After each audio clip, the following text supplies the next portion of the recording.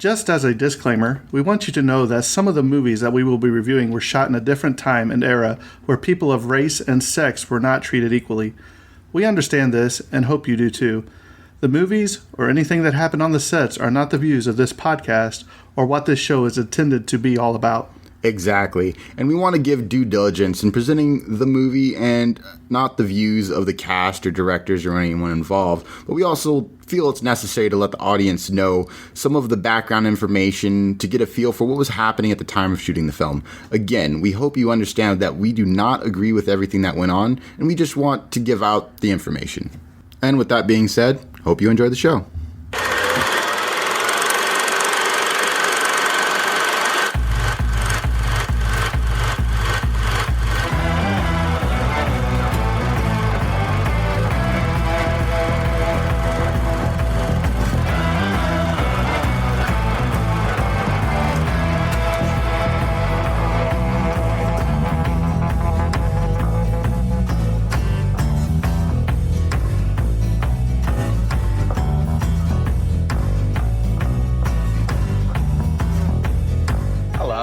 My name's Forrest Gump.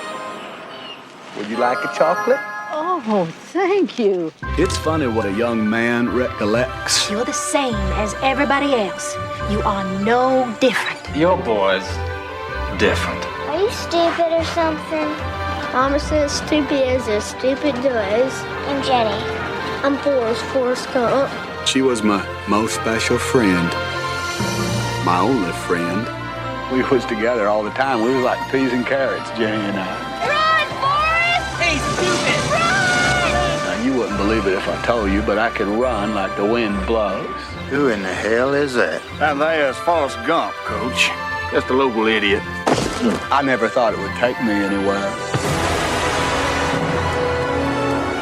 They even put me on a thing called the All-America team. Well, you get to meet the President of the United States. Congratulations. How does it feel to be an All-American? I gotta pee. I believe he said he had to go pee. Now, maybe it's just me, but college was very confusing times. Have you ever been with a girl, Forrest? I sit next to them in my home economics class all the time. Have you given any thought to your future? Go! What's your sole purpose in this army? To do whatever you tell me, drill sergeant? You're a damn genius. You are going to be a general someday, Gump. Yes, drill sergeant! They sending me to Vietnam. Listen, you promised me something, okay? If you're ever in trouble, don't try to be brave. You just run, okay? Okay. Where you boys from in the world? Alabama, sir. You twins? No, we are not relations, sir. For some reason, what I was doing seemed to make sense to people. Forget about me and get yourself out! Been awarded the Medal of Honor. How come? Now, my mama's always telling me how miracles happen every day. Some people don't think so. Jenny! But they do. You can come home with me at my house in Greenbow. I'll take care of you. Why are you so good to me? You're my girl. Paramount Pictures presents Tom Hanks. I'm not a smart man, but I know what love is. Robin Wright. Will you marry me? I'd make a good husband, Jenny. You would, Forrest. But you won't marry me. Gary Sinise. I never thanked you for saving my life. And Sally Field. My boy Forrest is going to get the same opportunities as everyone else. A film by Robert Zemeckis. What's my destiny, Mom?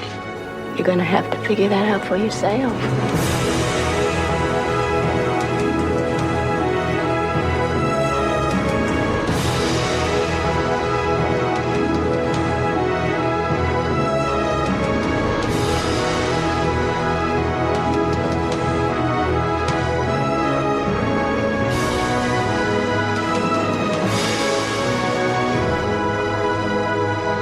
The world will never seem the same once you've seen it through the eyes of Forrest Gump.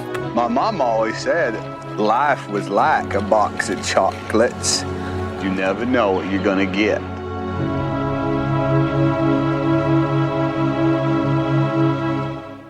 All All right, guys, welcome back to the Tragedy of Cinema, episode number 32, where today we'll be talking about one of the greatest movies of all time, Forrest Gump. Hi, my name's Jimbo. People call me Jimbo. And I'm co-host Terrence Davis. People call him Terrence Davis. People call me Terrence Yes, Davis. that's right. We will be talking about the great Forrest Gump today. I'm so excited. I cannot wait. So exciting. Before we go in any further, I'd like to go ahead and read a couple of reviews we have since I told them during the Monster Universe. I didn't want to put them in there. I wanted to put them on a real episode. So the first one is 5 stars, and the title is Fun. This is a fun podcast, and it's informative as well. The hosts both do a great job with all of the information, tidbits, etc. of the movies, and they are not trying to be fancy or overdo their episodes. They are just themselves, and that is very refreshing to hear. This is a must listen. And that is from Todd Hedges.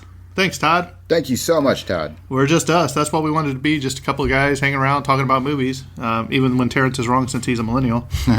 And this one comes all the way over from across the pond, way across the pond, all the way from Australia. And this is from Tosh1302, and it says, Love, 5 stars. I absolutely love this podcast. It's full of interesting and relevant information presented in a way that's not boring.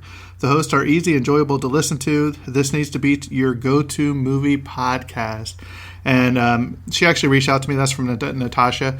And she wants to come on the show and talk about The Little Mermaid and maybe a little Jurassic Park. So I said, we'll set something up. And then this last one, this guy, 5 stars. Yep, it's just me. Did I just 5-star my own podcast that I co-host on? Yes, I did. I love doing this, and I love the people that listen and support us. You're all wonderful, so 5 stars to all you people. And this is from... Names are hard to read sometimes. I don't know who that would be, but I'm thinking it's Terrence. So there you have it. So this is going to be a little bit longer episode. I can already tell you from all the awards it's won and all the information for this movie. But we're going to have fun as we go along because that Universal Monster, it drug on me, but it was fantastic. And I enjoyed every minute of it. We got a lot of good reviews back. People went back and watched some of the old, watched them again, enjoyed them. They were fantastic. But like I said, we're going to shelf the horror genre for now, get to some fun movies. Oh, yeah. So, Terrence, before we start, it's back to the old questions. Oh, yeah. And the one question I want to know, and I'm probably going to ask you this from here on out on every episode we do, because I think it's something that's cool. Okay. Terrence, what is the one prop, if you got to keep one prop from Forrest Gump, what would it be? Oh, man. I think I'm going to do this on every episode from here on out because there's like one prop. Just one prop out of everything. That's a cool question to put it in tandem with whatever random spinball question you throw at me. Oh, man. Let's see. There's so many. There's so many, but if you could only choose one. I'm just thinking of something that if you see it, it's Forrest Gump. It's from Forrest Gump. It would probably be oh man, box of chocolates. Yeah, I know, right? Box of chocolate, but then it's just box of chocolates. Right, and go back. Honestly, if I can get something if I can get the pinball paddle, and if I can get it signed, paddle, right? If I can get it signed by if I had a ping pong paddle from the set signed by Tom Hanks, that's where I was leaning. Yeah, but I'm going to throw in these little bits of information about props right here, so that way it might change your mind. The shrimp boat used in the film now floats in the moat surrounding Planet Hollywood Restaurant in downtown Disney at the Disney World Resorts in Florida. Also, a ping pong paddle signed by Tom Hanks hangs on the wall. How about that? I mean, you could probably have a suitcase, because if you remember watching the movie, he opens up a suitcase, the ping pong paddles in there, there's stuff in there. Another one is there were 5 benches that were made for Forrest Gump. After filming ended, one went to the city of Savannah, one went to the Smithsonian, 2 went to Paramount Pictures, and 1 went to a security guard who was on patrol while filming. Offers have been made to buy the bench from the officer, the largest being $500,000. Dang. But the security guard has turned it down. I think that's pretty cool. Too. I mean, it's cool. I mean, as much as I would love to have the bench, I live in such small spaces all the time. I wouldn't know where to put it. Right. So I'd stick with the ping pong paddle. It's a signed ping pong paddle. It's something that you can, case easily display. Showcase. You can easily buy a case for cheap, a decent price for a nice case to keep it nice and clean, right, and from getting dusty. And it would be easy to place anywhere in the home. I thought about something else that was symbolic, is maybe the feather.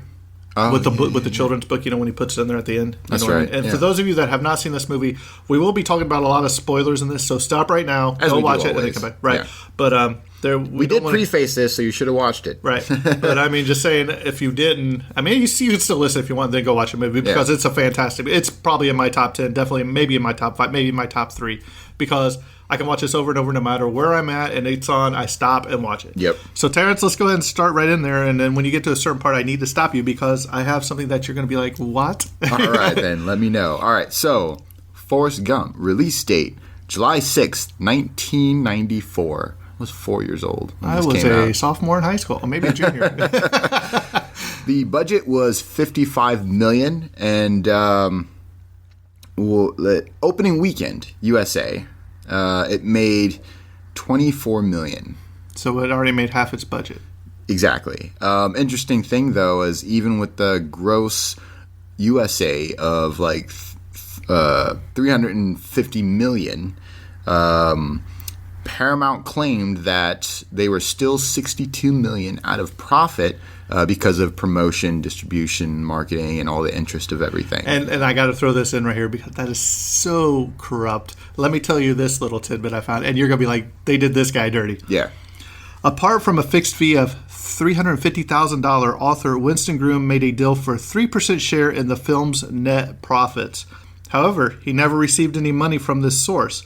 Even though the film turned in more than $350 million in revenue, the studio employed creative accounting by claiming that the movie had actually lost money after correcting for the cost of production and advertising. Groom tried to sue the studio for money, but to appease him, they settled by buying the rights to the sequel novel Gump and Company from him for a 7-figure sum, as well as a percentage of the box office from the sequel. Unfortunately for Groom, a sequel never materialized. Oh man! So he got double whammied. I mean, he got a seven-figure sum for his book in case they ever wanted to. But I mean, something that made that much money. But Tom Hanks was like, "I'm not making a sequel." He's like, it's perfect the way it is. It really is. Right. I'm glad. I mean, there is a book out there. I have it. It's called Gump and Company. You know what I mean? But. And he actually meets Tom Hanks in the book. It's funny. and he said that the movie cost him so much publicity that he didn't want in his life and all that. It's pretty funny. But yeah, so this guy got the double whammy. So they were playing that, we didn't make any money because we had to advertise. Well, on the interesting scale of things, as of 2008, this was the fastest money-making movie. So in 66 days. 66 days. It took 66 days to pass 250 million. Like that's so fast. Yeah. And we were actually having this conversation off mic before. It's very interesting seeing how it was almost every couple years that you would see a movie break a record, right? And it seems like nowadays you'll see records break every couple months depending on what movie's coming out. Right. It's crazy. Do you know what other movies were playing at this exact same time in the theaters? I don't. Wait till I tell you these. Are you ready? Go. Jurassic Park. Wow. Pulp Fiction. Oh. And Shawshank Redemption. Oh my God. And Forrest Gump. So it turns out 2004 was a fantastic year. year. Those are some of the best movies you can watch. Wow, that's a lineup. It had up to go up to 350 million or whatever they made. That's impressive. So, with all these so years also goes back to the conversation we always come back to, and even what started this podcast is it's a newer older movie, but it's still an older movie. But you look at you go into a theater with this movie lineup. Holy crap! I couldn't go to in the last couple of years. There's a lot of good movies that came out, but you'll never go to a theater and be like every single movie on the marquee. Awesome movie. Because each one of those movies are special for doing something first. You know what I mean? Yeah. Like in my eyes. But wow, I mean, that's crazy. How do you choose if you go to the theater to watch any of these? How are you going to choose? I mean, you just go watch them all. You pull a little teenager moment, and you just stay in the theater and hope you don't get caught. I'm going to go to the bathroom. All right, so cumulative worldwide gross $678 million. So yet they're broke. Right? So they made just worldwide so much. It's amazing. So this movie was directed by Robert Zemeckis, who was famous for, we talked about in our earlier episodes, Back to the Future. Yep. Writing credits goes to WGA, Winston Groom for the novel, as Jimbo was talking about earlier, which I guess has a sequel novel. So if you guys are big readers, definitely check out the original novel and its sequel novel. Eric Roth for the screenplay. So now we're on to the technical specs. Runtime, 2 hours and 22 minutes. And even though it's a long movie, you enjoy every minute of it. You are so engrossed into the film. And little fun fact, when I seen this movie all in bits and parts because it always popped up on TV, but I never owned the movie. So it wasn't until like my late teenage years that finally I had a friend who had it on DVD. And I was like, I've seen this movie, but in bits and parts. I want to see it all in one run. And then I finally watched the movie as a whole, and I was just like, wow, what a movie. Great movie. And the stuff they did, I'm sure you'll talk about, but the stuff they did with the cinematography, how they imposed him on all those special moments in history, how this one they imposed all those. And also editing him into actual footage of some of these events. Right. It's great. Yeah, it's fantastic. So then we have the sound mix DTS, which is the digital experience, Dolby SR, SDDS, and Dolby Atmos. So this basically the reason why there's so many different sound mixes is because this came out in different variations, including most recently it's in 4K. Right. So color, black and white. And color. That's right. It has to be both. Because it did both. Yep. Right. All right. Aspect ratio 2.39 by 1. It's cameras. It's the Panavision Panaflex Platinum, the Panavision C and E series lenses. Laboratory Deluxe Hollywood. Technicolor USA. So this was edited in multiple locations. Those two, and also Do Art Film Laboratories in New York. Its film length was 12.8 film rolls. So it was a hefty movie. Negative format, 35 millimeter. Cinematographic process, digital intermediate. So that's the 4K 2018 remaster. Also Dolby Vision, Panavision Anamorphic, VistaVision visual effects. So this movie has been re-released, but that's how good it is. I mean, you can almost tell sometimes how good of a movie is by how many times it'll re-release, and if they keep updating its format to be with the times. I mean, this has been done, from VHS to DVD to Blu-ray to now 4K. It's crazy.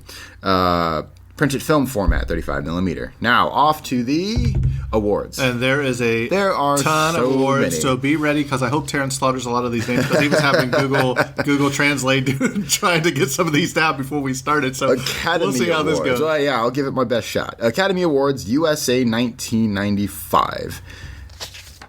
We have winner Oscars, Best Picture, Wendy Feinerman, Steve Starsky, and Steve Tisch. Then we have Best Actor in Leading Role, obviously Tom Hanks. These are all winners still. These are all winners. This is this is one of the first movies that we have covered that has a ton of winners. So many. Best Director, Robert Zemeckis. Best Writing Screenplay based on a material previously produced or published, Eric Roth. Best Film Editing, Arthur Schmidt. Best Effects, Visual Effects, and fun fact, this was the first movie to win Best Picture and Visual Effects. Usually you win one or the other, but This movie won both. And that was editing done by Ken Ralston, George Murphy, Steven Rosenbaum, and Alan Hall. Nominee, so this is all their nominations. Best Actor in Supporting Role, Gary Sinise. Sadly, this was his only Oscar nomination in his whole career. That's terrible. He's been in some great movies. Yeah, and he's a good actor. I mean, he was in The Stand.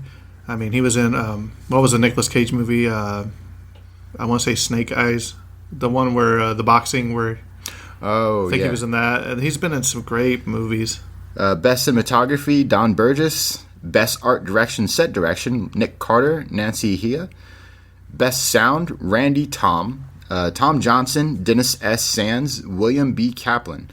Best Effects, Sound Effects Editing, Gloria S. Borders and Randy Tom. Best Makeup, Daniel C. Straspisky. I knew it hit me sooner or later. There'll never be anybody as good as makeup as Jack Pierce was from the Universal Monsters. Haley D'Amour and Judith A. Corey. And then the last nomination of their Oscar was they were nominated for Best Music Original Score, Alan Silverstein. Now, the Golden Globes, USA 1995. Winner, Best Director, Motion Picture, Robert Zemeckis. Best Performance by an Actor in a Motion Picture Drama, Tom Hanks.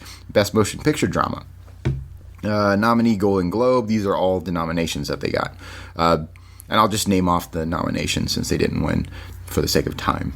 Because we could be here all day. Yeah, exactly. Best Performance by an Actress in a Supporting Role, Motion Picture. Best Performance by an Actor in a Supporting Role, Motion Picture.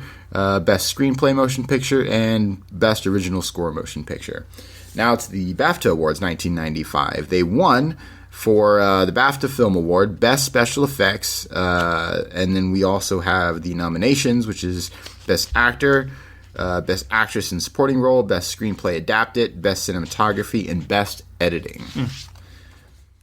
Oh, and one last nomination for the David Lean Award for Direction, Robert Zemeckis. Screen Awards Guild, 1995. So they won Actor, Outstanding Performance by a Male Actor in a Leading Role, Tom Hanks. More nominations for... I want to see Gary Sinise get one award within these, because he's popping up on all the nominations for Supporting Role, but just... almost there, but not quite. Same thing with Sally Field for outstanding performance. But you got to remember, look at the other movies they were going up against. That's also Shawshank true. Redemption. You going to pass up Gary Sinise or Morgan Freeman? I don't know true. Morgan Freeman one. You know what I mean? But yeah, boy, that's true. That's tough. Tough decision on the Academy there. Right. And then finally, best performance by a female actor in a supporting role. So they had two in that same role. So the one was for Sally Field and one was for Robin White. Then we have the 2020 Awards 2015. Winner for the Felix, Best Actor, Tom Hanks, and they were nominated for Felix Best Picture. Academy Science Fiction, Fantasy, and Horror Films, USA 1995. We just can't seem to get away from these. The winner, Saturn Award for Best Fantasy Film, and then Best Supporting Actor. There we go. We got a winner. Gary Sinise. All right. It's interesting that it's flipped. So Tom Hanks was nominated for Best Actor but didn't win it. Best Supporting Actress, Robert White. Best Director, Best Writing, Best Music, and Best Special Effects. Those were all nominations. Now we have the Amanda Awards in Norway, 1995. So winner of the Amanda of the Årets Utenlandske Springfilm, which is Best Foreign Feature Film, Robert Zemeckis.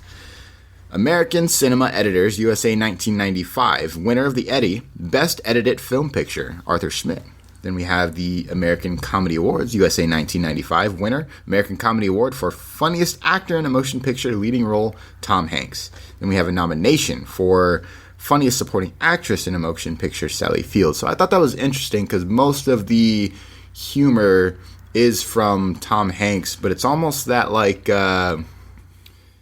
it's not like directly in your face humor, if that makes sense. It's more like when someone's accidentally funny. Does that make sense? Like It's almost in that sort of realm of things where I feel her as a supporting role, she wasn't funny herself, but in the situations she would get in with Forrest Gump, it was kind of the comedy. So out of all your awards so far, have we seen anything for Michael T. Williamson? Bubba? We haven't at all. I mean, he wasn't in there a lot, I guess. Oh, but I loved that part. But he played such a great part. Yeah. So I didn't know. I just didn't know if I don't think I've heard you say his name yet. But I wanted to give my props to him because absolutely. I loved him. That was actually one of my favorite parts of the movie. Was the parts with Forrest Gump and Bubba. It was so great. American Music Awards 1996, nominated for American Music Award, Top Soundtrack. American Society of Cinematographers, USA, 1995. Outstanding Achievement in Cinematography and Theatrical Releases, Don Burgess. And that's the ASC Award. American Circuit Community Awards, 1994. I'll just name the winner, and that they won Best Actor in a Leading Role, Tom Hanks, and Best Visual Effects, once again.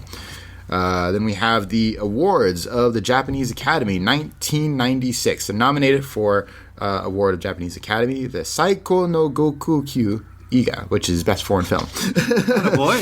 BMI Film and TV Awards, 1995. Or Body Mass Index, right? So let's see. Winner doesn't say what the award was for. Music, I guess. Alan Silverstein. It has a great soundtrack too. It does. It's great. Amazing. Casting Society of America, USA 1995. They were nominated for Atrios. Best Casting for Feature Film Drama, Ellen Lewis. Here comes another fire truck or ambulance. Know, right? Every time we record these days, we have the siren or crickets. And I'm just glad earlier there was a dog. And I was like, wow, all summer we don't hear the dog. Winter pops up. It's cold. It's so cold. And then we have a dog outside. I'm like, don't bring that dog in the house. Now we have the Chicago Film Critics Association Awards 1995. They won the CFCA Award, Best Actor, Tom Hanks. And then a bunch of nominations, Best Supporting Actor, Gary Sinise, Best Picture, Best Director, Best Screenplay. Now, did not prepare myself for this one. All right. Clotorius? Careful there, bud. Cloturtis Awards. Cloturdius. Yeah. Clotrudis. There it is. Awards. I'm reading it upside down. 1995. A winner, Best Supporting Actor, Gary Sinise, and Best Actor, Tom Hanks. Now we have Cinema Audio Society, USA, 1995. Winner, Outstanding Achievement in Sound Mixing for Feature Films. Randy Tom for re-recording mixer, Tom Johnson re-recording mixer, Dennis S. Stans re-recording mixer, and finally William B. Kaplan for the production mixer. So a lot, as we saw in the beginning, as I was reading the technical specs, there was a lot of re-editing done with this movie, both in sound and visually, and it's amazing how. And you can already tell because they're already winning awards for the next year. Absolutely, yeah. Ches Lions. 1995, winner of the Ches Lion. That's Nilespi Zaraninsi. Best Foreign Language Film, Robert Zemeckis. Dallas-Fort Worth Film Critics Award, Association Awards, 1995. Didn't even know they had their own special awards, right? Winner. But do they have the tragedies? No. I know, right? These aren't tragedies. Best Actor, Tom Hanks. Nomination for Best Picture, Best Director, and Best Supporting Actor, Gary Sinise. David D. Donatello Awards, 1995. So this is in Italy. We have the Migliore Oratoria Yoro. Straniero, there we go. And that was Best Foreign Actor, Tom Hanks. And then we have the Miglior Film Sanitero, which is Robert Zemeckis. And that was Best Foreign Film. Directors Guild of America, USA, 1995. Winner of the DGA Award, Outstanding Directional Achievement in Motion Pictures, Robert Zemeckis. And then we have some new names, actually. We have Charles Neuwirth, which is the unit production manager, Bruce Moriarty, first assistant director, Sherry Lynn Martin, second assistant director, and Dana J. Kluznikoff, which is second assistant director. So I'm actually glad that they highlighted these roles. Right. Just because, being someone who's been around film and stuff, I feel assistant directors are sort of the unsung hero of film. You got your top billed actors who always get the recognition stuff, and of course the director gets recognition. Some of the writers, but like when you get down to like second director and stuff like that, the second director he shoulders a lot of responsibility on the film, and sometimes a film will be made or could be make or break depending on who your second director is. Right. And so. I'm really glad that they highlighted the assistant directors on this particular film. And if you think this won a lot of awards, wait till we do Titanic, because it has just for the Academy Awards alone, it has 14 nominations with 11 wins. Whew. That's just the Academy Awards. Crazy. Yeah. All right. DVD Exclusive Awards 2001 nomination for Video Premiere Award, Best Overall New Extra Features Library Title. So this has a bunch of extra features on the DVD. Golden Rooster Awards, 1996. The Golden Rooster. Where do you come up with some of these? We have the Best Foreign Language Film, Robert Zemeckis. Then we have the Golden Screen in Germany, 1995. Winner for the Golden Screen with 1 star. Then we have Golden Screen in 1994. Winner of the Golden Screen. Then Grammy Awards, 1995. Nominee Grammy, Best Pop Instrumental Performance, Alan Silverstein. which is for I'm Forrest Gump, the feather theme. It's such a great song. Now we have the Guldbagge Swedish Awards, which is 1995. We have the nomination for Basta Undanska, Best Film Award, Robin Zemeckis. We have Heartland International Film Festival, 1995. They were winner of the Studio Crystal Heart Award, Winston Groom. Humanitas Prize, 1995, nominee for the Humanitas Prize. Feature film category, Eric Roth. Jupiter Awards, 1994, winner for the Jupiter. Best International Film Actor, Tom Hanks. Kansas Film Festival, Circus Circle Awards, 1994. Best Actor, Tom Hanks. Kids' Choice Awards, it's back, 1995. Wouldn't you just love to see his trophy case? Just from this movie alone. Man, I'm sure it's so just many. got so much stuff everywhere. Kids' Choice Awards, 1995, nominated for Best or Favorite Movie Actress. So this is nomination for the Blimp Award. Favorite Movie Actress, Sally Field. Motion Picture Sound Editors USA, 1995, winner of the Golden Reel Award. Best Sound Editing, ADR. And I believe that is definitely merited, as in the sound's great and it just continues to be edited to be great. MTV Movie Plus TV Awards. Do they even do those anymore? I think MTV Awards stopped some time ago. I remember when they were big and then they weren't. MTV stopped being great a long time ago. That's too, also true. The moment they stopped doing music and they're like, let's do because it was all about TV shows. Yeah, it was all about music videos when it first started, and then it just turned into just crazy stuff. You know what's funny? I heard on a I don't remember what podcast I was listening to, but they said reality TV show isn't really reality TV show. All it is crappy improv because everybody knows they're on camera, so they're just doing what they think the camera wants. So it's just all crappy improv, and I thought that was hilarious. Anyway, back to a good movie, which is Forrest Gump. National Board Review, USA 1994, winner for the best film. It tied with Pulp Fiction. See? Best Actor, Tom Hanks. Best Supporting Actor, Gary Sinise, and top 10 films. Can I just say something? Say this right here, baby. Say that one right there. Man. You overwent that one. I skipped the nomination.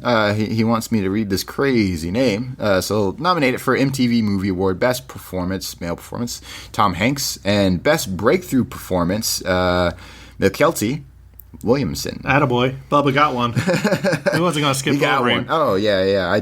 I know you did. There's a lot there. But I just looked over. I was like, he's gonna say his name. He got one though. That's great. He got nominated though. He didn't win. But at least he got. That's what I'm saying. See his name, which is great. So MTV recognized him. National Board Review, USA 1994. They won. That was Best Film, title Pulp Fiction. Best Actor, Tom Hanks. Best Supporting Actor, Gary Sinise, and top 10 films. National Film Preservation Board, 2011. National Film Registry. I feel like everything we've done for the past couple of weeks has been on the National Film Registry. I mean, sometime or another. Well, because we've been doing a lot of the Universal monsters, those of course are all they're going to be there, out there. right? Online Film and Television Association, 2014. Winner of the OFTA Hall of Fame Motion Picture. People's Choice Awards, USA 1995. Winner for Favorite Motion Picture and Favorite Dramatic Motion Picture. Finally, we still got a couple. PGA Awards 1995. They play golf too. Theatrical Motion Pictures. Wendy Feinerman and Steve Tisch. And Steve Starsky and Charles Neuwirth. Publicists, the Guild of America, 1995 Publicist. Winner motion picture. You mess up on the easiest I know, one you right? have. It's so funny. So Paramount Pictures, Publicity Department, and Klein Plus White. So it sounds like they put a lot of money into it, so at least they won an award for it. Southeastern Film Critics Association Awards, 1995. So winner, Best Actor, and nomination for Best Picture. USC Scripter Awards, 1995. Nominated for USA Script Award, Eric Roth for the screenwriter, and Winston Groom, the author of the original book. Writers Guild of America, USA 1995, winner for Best Screenplay based on material previously published, Eric Roth. And then finally, Young Artist Awards, 1995. Winner, Best Performance by an Actress Under 10 in a Motion Picture, Hannah Hall. And Best Performance by an Actor Under 10 Motion Picture, Haley Joel Osment. Nominee, Young Artist Award. So this is a nomination for Best Performance by a Young Actor co-starring in a motion picture, Michael Connor Humphreys. Go ahead and give me the synopsis, Terrence. Whew. I don't have one today. I want you to just give it to me. Just, He's like, please don't do this too. I got it right here. It was on this top of this page. Oh, okay, gotcha. Basically, you got Forrest. He's a man with the IQ of only 75, and he's probably on the autism spectrum somewhere.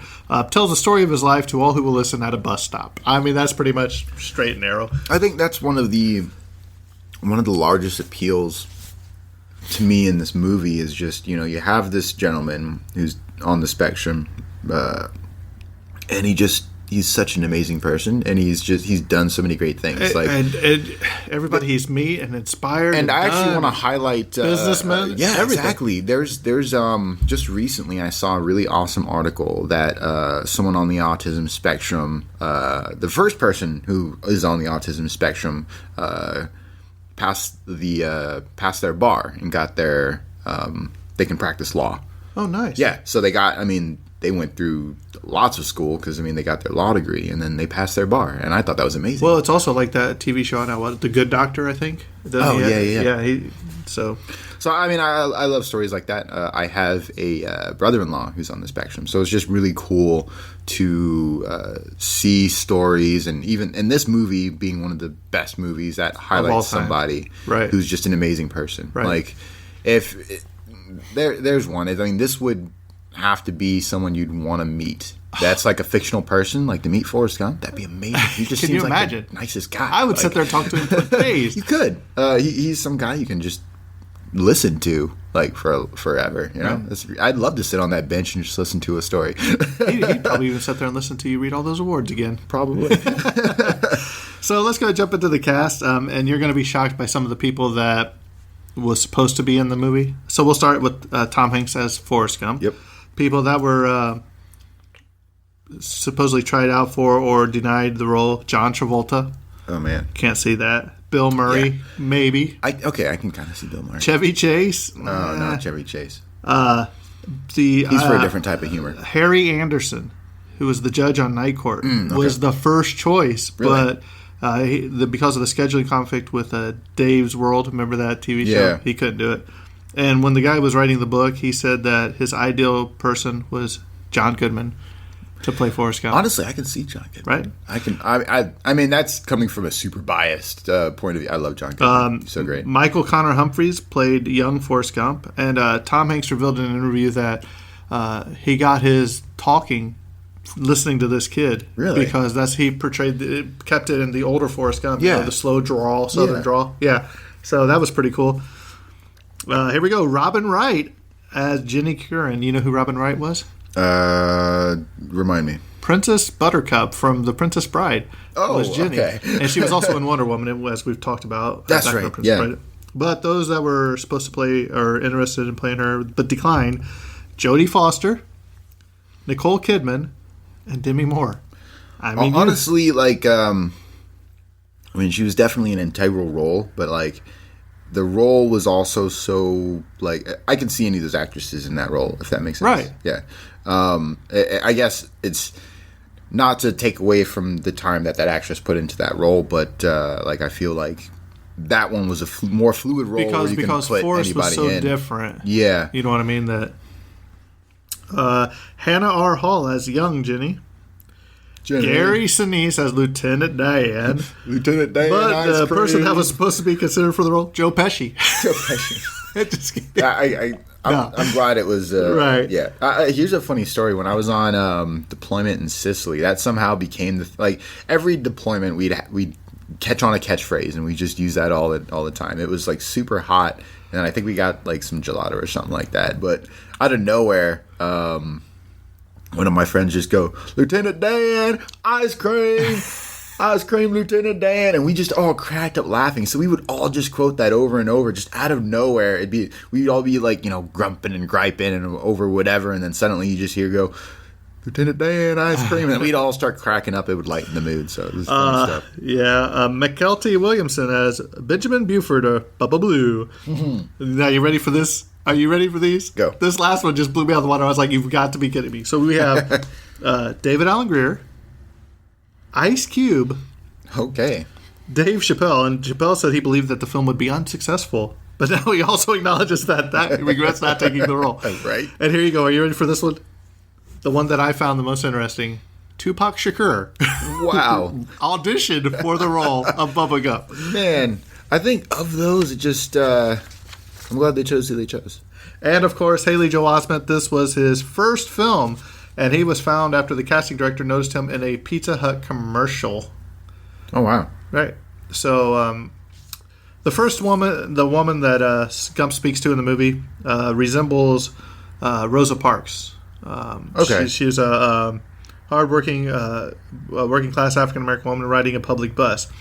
She even mentions to Forrest that her feet hurt. You know what I mean? So there's been some controversy. She denies telling the bus driver, Rosa Parks denied telling the bus driver that her feet hurt, declaring, "The only tired I was tired of giving in." So I thought that was really cool. I mean, even though it wasn't her, but they still had a subtle shout-out to her. There's so much shout-outs to all these people, you know what I mean? Oh, I forgot. Casting. Let me go back. Sally Field was Mrs. Gump. She was only 10 years older than Tom Hanks in this movie. That was crazy. Pete Dobson as Elvis. Although Kurt Russell was uncredited, he provided the voice for Elvis in the scene. Dick Cavett as himself. Sonny Schroyer as Coach Paul Bear Bryant. Grandel Bush, Michael Jace, Connor Kinley, and Teddy Lane Jr. as the Black Panthers. When Forrest gets up to talk at the Vietnam rally in Washington, and he gets up there, somebody trips over the cord, and then at the you hear nothing but silence. You just hear him talking, and then at the he's like, "That's all I got to say about that." And what he actually was supposed to or says, and so sometimes when people go to Vietnam, they go home to their mamas without any legs. Sometimes they don't go home at all.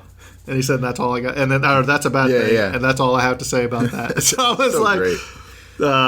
was Tom Hanks, he wasn't paid for this film. Wait, Instead, he took percentage points, which ultimately netted him in the region of $40 million.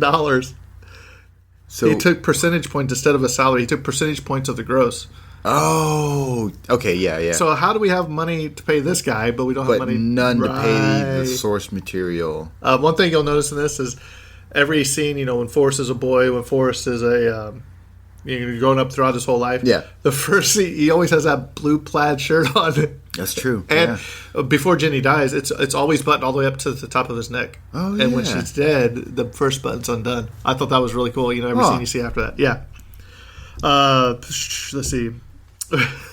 When he plays ping pong, they told him, you got to keep your eye on the ball, Forrest, Yeah. For the rest of the time he's playing, he doesn't blink when he's playing ping pong.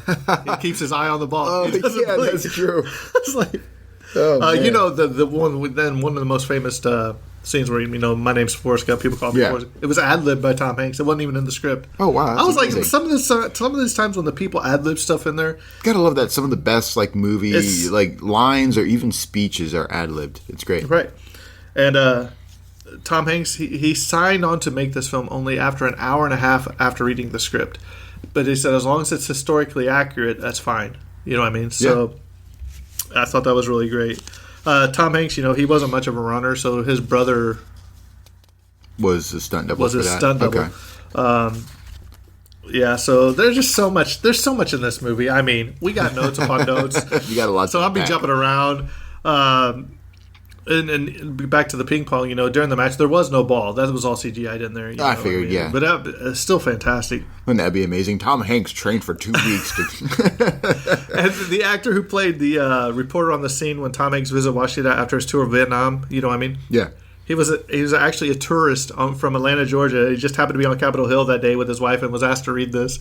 So he just on vacation. All of a sudden he becomes part of the thing. The necklace worn by Lieutenant Dan is a rosary with St. Christopher medal inscribed "Protect us in combat." It was worn in Vietnam by Gary Sinise's brother-in-law, Jack Treese, in 1967 to 1968. That's pretty awesome. So it actually bears some personal significance. Right. And the running scene was actually inspired by a real event.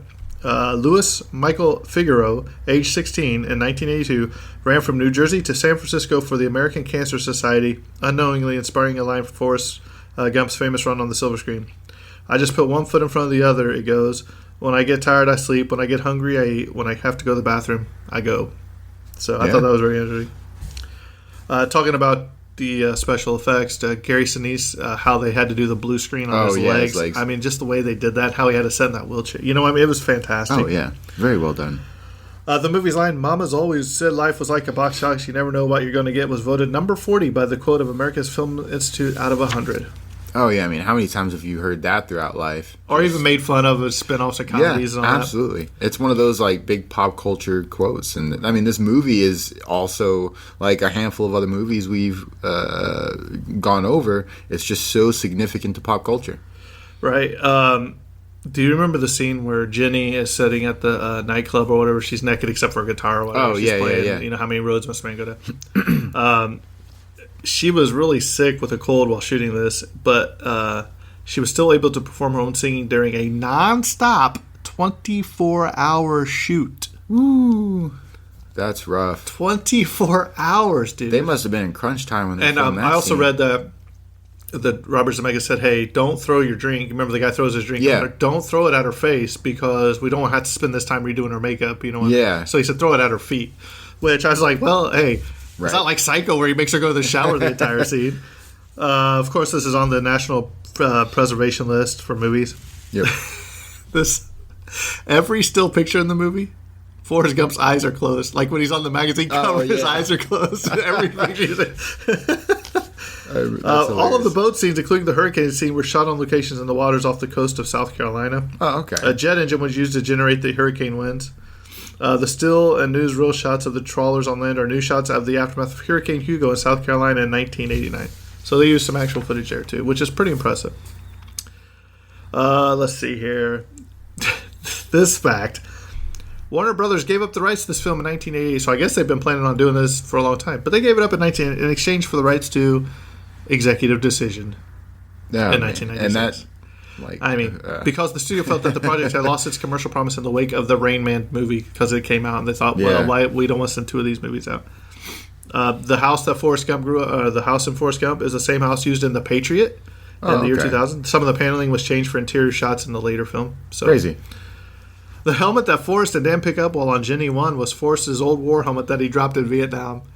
Oh, man. I was like, that's great. All this time, right? The Zemeckis decided to leave out several planned scenes for this. One shot in particular involved Forrest running into Dr. Martin Luther King Jr. and his supporters. Forrest distracts several dogs trying to attack King and his supporters by playing fetch with them and rendering them harmless to King as well as himself. I was like, there's probably so much stuff that they shot that they just don't have. Didn't make the final But I mean, cut, stuff like that. Many of the extras of the hippie scene were actors from the Maryland Renaissance Festival, since the casting director Ellen Lewis realized that they would be a good source of performances with their long hair. So he's like, "Hey, there's a festival going on. Let's go get these guys." Yeah, there's a Ren fair. Let's grab those guys. On the day that Tom Hanks shot the football running scene, he had been suffering from influenza. Oh man!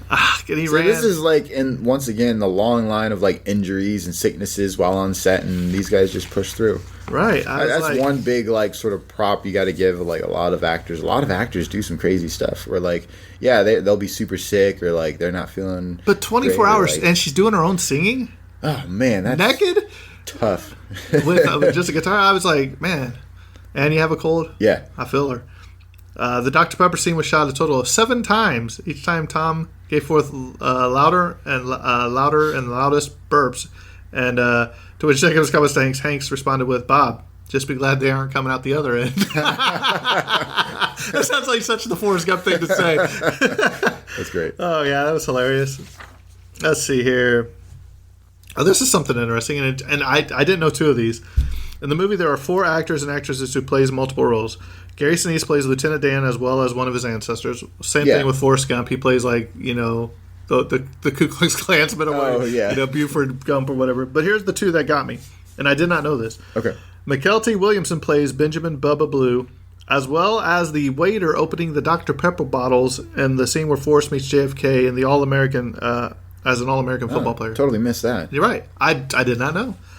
Also, Sally Field plays Forrest's mom, as well as a male reporter during Forrest's run across America. That's great.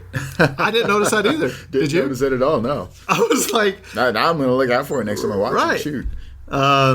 This is... This should... Even though Gary Sinise didn't win a lot of awards, right? Yep. We talked about... A lot of nominations and one Due award. to the success of Lieutenant Dan's character, Gary Sinise has formed a foundation for injured war veterans, which raises up to $30 million per year and has 12 private jets, which they've used to fly these veterans, plus many sick children, to various locations around the world. Now, this I did know, and I think this is awesome. I think that is fantastic of him. Gary Sinise, and Robert Ermey, before he passed away, they were just two actors who did a lot for veterans, and it's super awesome. Being a veteran myself. But I mean, that makes me think this is a guy that took his success as an actor, even though he wasn't recognized as a winner, and transformed it to good. A lot of actors and actresses could take a page out of this guy's book. That's a class act right there. That's why he's one of my favorite actors. Absolutely. Anyway. So he's a winner in my book. You get a tragedy from us, bud. Yeah, get a tragedy award.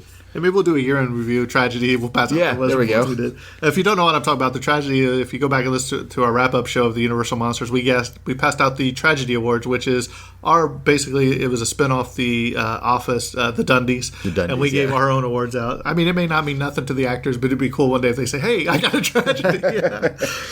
Okay. Let's see here. The outside shots of Forrest and Jenny when she was at the strip club, were done at Love's Catfish House on U.S. Highway 17 on Okechee Road in Savannah, Georgia. Love's is actually a seafood restaurant. The bridge was the old roadway bridge that was demolished about a year after the movie was filmed. So I wonder if that restaurant's still around. Well, if we have any listeners, maybe they could post it on the Let us know. Facebook. If it's delicious. Take a picture. Contrary to popular belief, the feather was not entirely CGI. The effects team digitalized film of a real feather blowing and twisting in front of a blue screen. This was then edited into segments which the computer could link and morph together, allowing the virtual feather to move however the filmmakers needed. Thus, there was a real feather, but its performance in the movie was computer-based. Interesting. And McKelty Williamson, Bubba, claimed that after this film, he was primarily offered roles as a comedic black character in films, only to be rejected because his lips weren't big enough.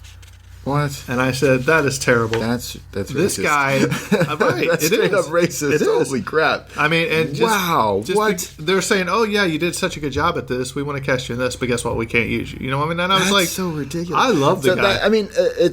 So this is big on of why some people reject certain roles too. Is just because. You'll have a writer that wants to create a caricature role of a race, and then they'll turn it down because I'm like, no, I'm not going to be that. Right.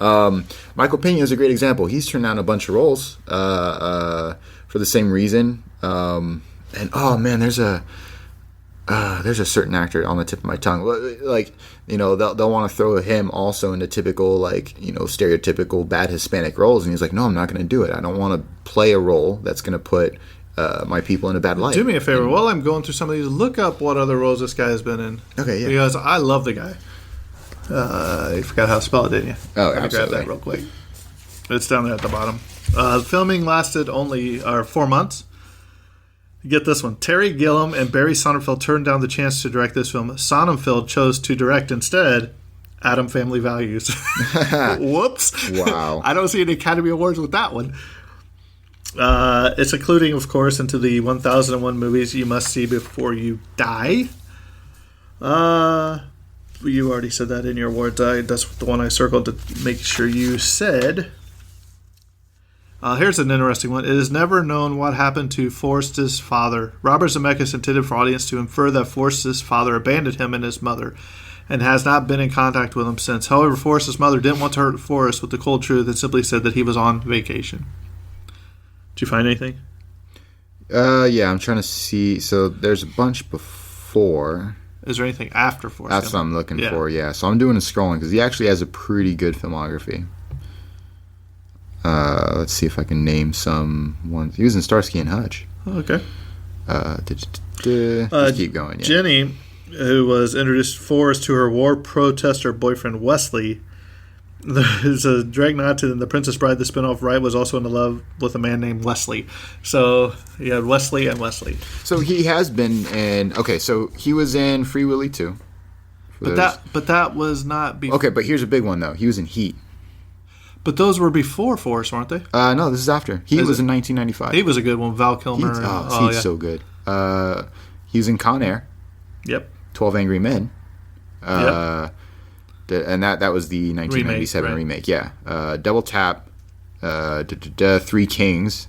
Oh, I remember Three Kings. That had him, Ice Cube, someone else. Ali as Don King. Oh, yeah. He was in. Just looking for like ones that pop out. Black Dynamite. That's great. Oh, great. The Final Destination. That's right. He was in Final Destination. Right. I knew it was something. He played in 24. The TV series? Yeah, the TV series. So anyone who watched 24, he was in that. He was also in Hawaii 5-0. Well, I'm glad that he got more work instead of just the stereotypical ones that they were trying to give him. He chose what he wanted to do. Purge Election Year. I know there's a handful of people who've watched The Purge. So he was in Purge Election Year, and I actually know which character that is. And then as of recent, the very last movie he did. So as of this year, the two movies he did was Don't Let Go and Thriller, neither of which I've seen or heard of, but I might check it out just because. And did they make a Lethal Weapon remake? It's coming out, I do believe. Okay, well, unless it's already. It says 2018 Lethal Weapon, so.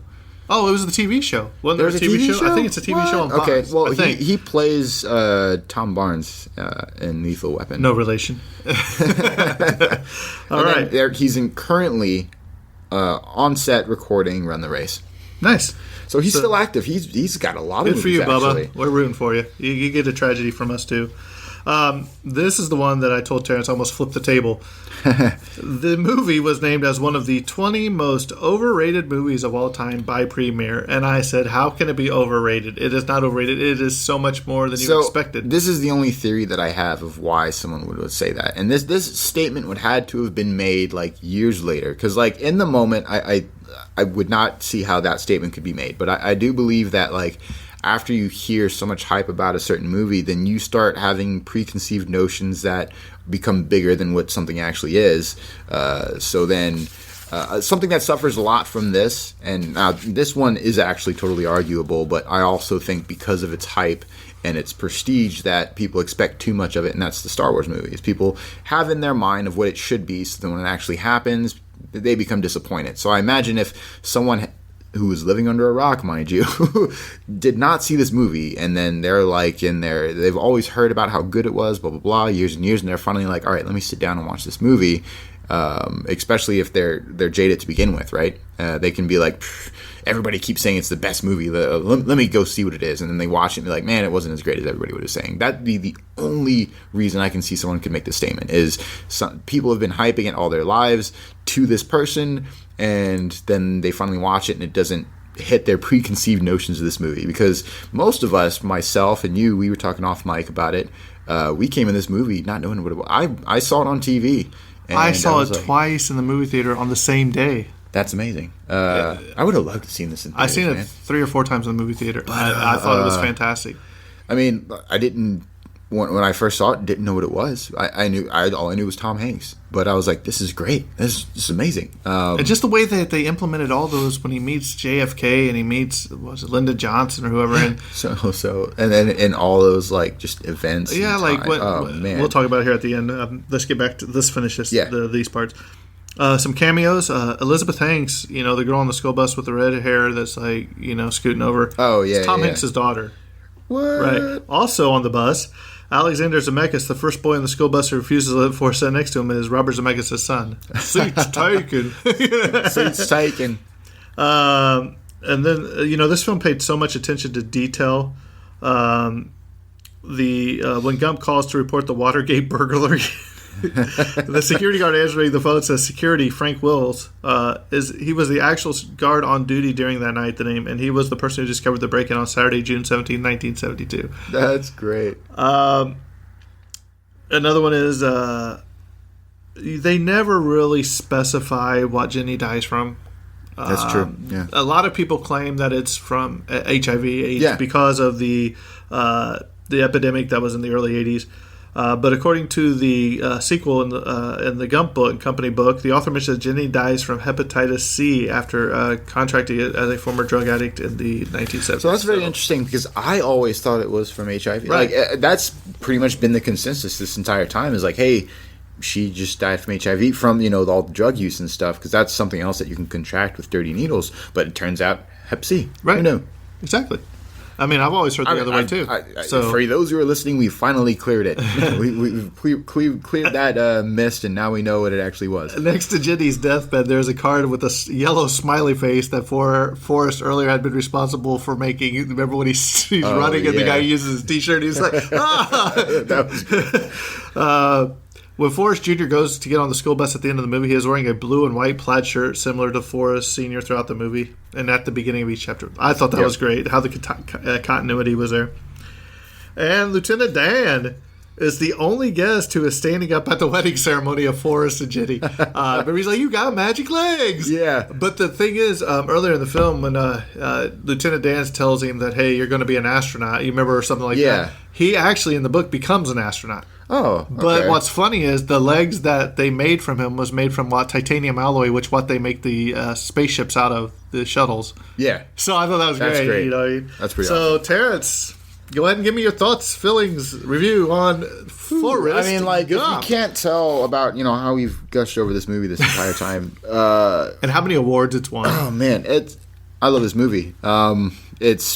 This is one of the few movies that's really rare to bump into somebody who doesn't like it, because there's charm in it in its entirety, and there's some part of this movie you like. It have to be. It's so good. Just 10 out of 10. This one. Oh. It's definitely like you were saying. This one's easily top 3 for me. It's easily top 10.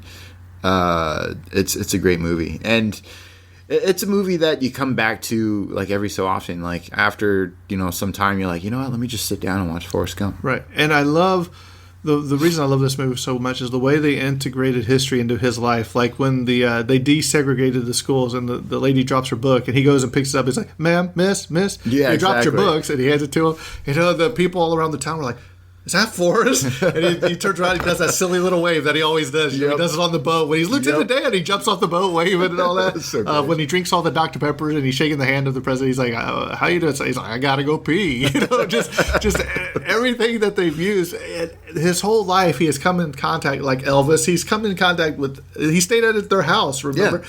And he's come in contact with all these people, from the kid who had braces on his legs. So not only was he mentally, I don't want to say unstable, but mentally different. Yeah. He also had physical different. He Absolutely. said that about his back didn't curve or whatever, like a question mark or whatever, And so then you see when he starts running, man, and the braces fall off in slow motion. I the love kids that are scene. bullying him, and he just starts, so and you just see him take off, man. You see the dust go down there. Yeah. And then, when you see him run onto Alabama, and he just runs, and then they're all like, "Stop!" Because one time he just kept running.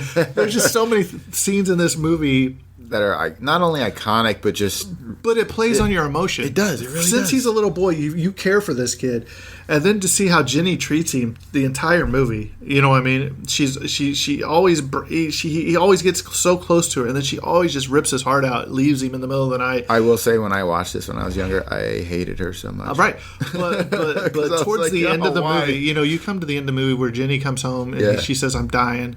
The reason Forrest is on that bench in the first place is Jenny has called him there. Yeah. And she's like, well, why are you sitting here? It's only a couple blocks away. And he gets up and he's like, oh. Yeah. And so he goes and knocks on the door. And to me, I mean, I choked up, man. I almost started crying right here because Forrest knows, because when she says, Jenny, he's like, I want you to meet my son. So his name's Forrest. He's like me? She goes, well, she said, I named him after his father.